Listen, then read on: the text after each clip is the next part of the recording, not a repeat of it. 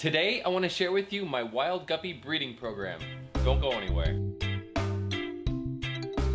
What is up, YouTube and all my fish keeping friends? How's everybody doing out there in fish tank land?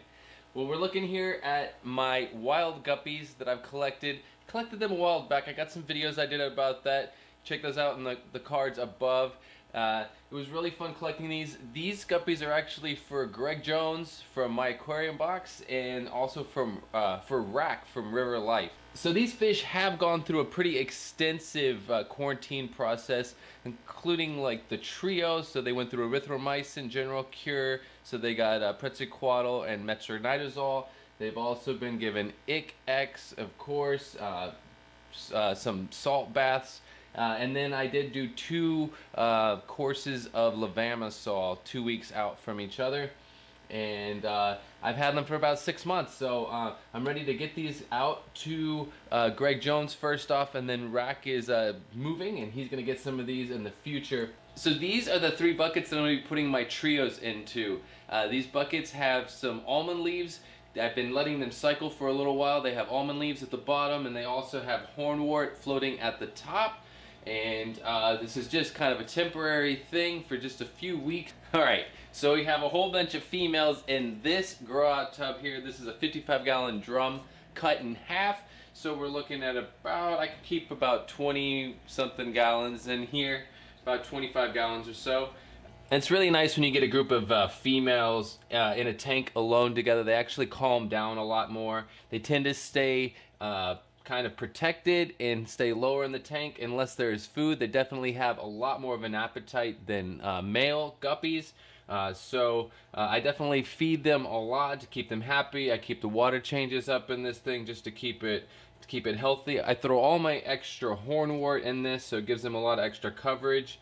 And so I'm gonna be taking some of the females from here and using them for my breeding program, as well as these are where I'm gonna pull the females that will go to Greg Jones. So in this tank we have some really beautiful fish. We have like the top 6 or 7 male wild guppies that I have in quarantine from this tank over here.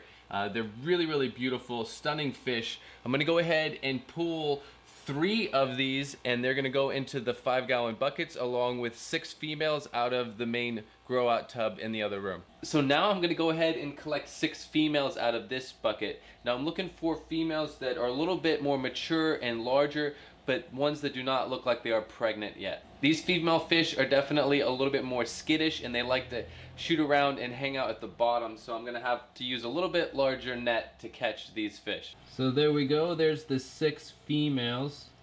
As you can tell from looking down at them, maybe 1 or 2 of them looks to be a little boxy, like they could be pregnant already, but the majority of them are definitely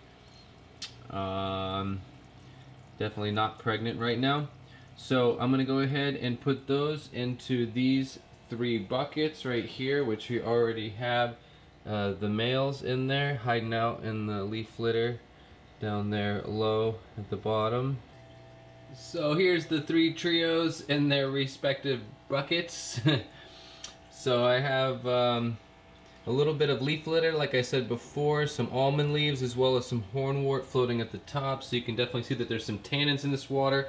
I have also added a little bit of marine salt just to kick up the hardness just a little bit for these guppies, because they actually prefer like liquid rock water anyways.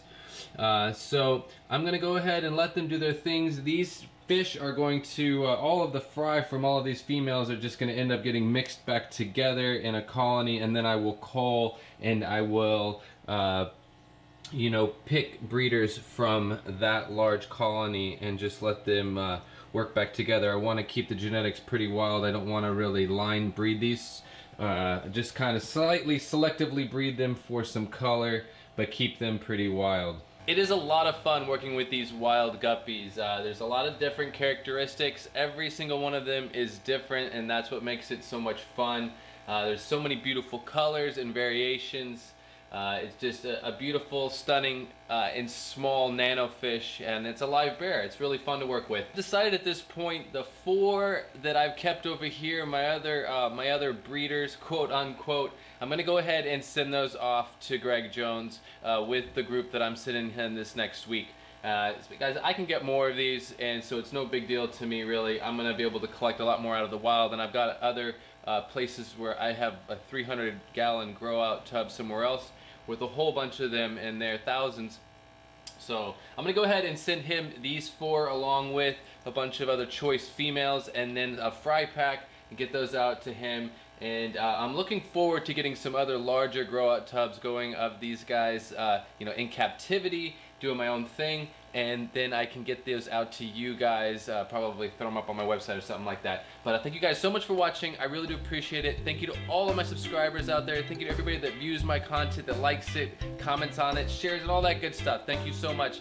And remember guys, keep your tanks clean, your fish fed, and have fun.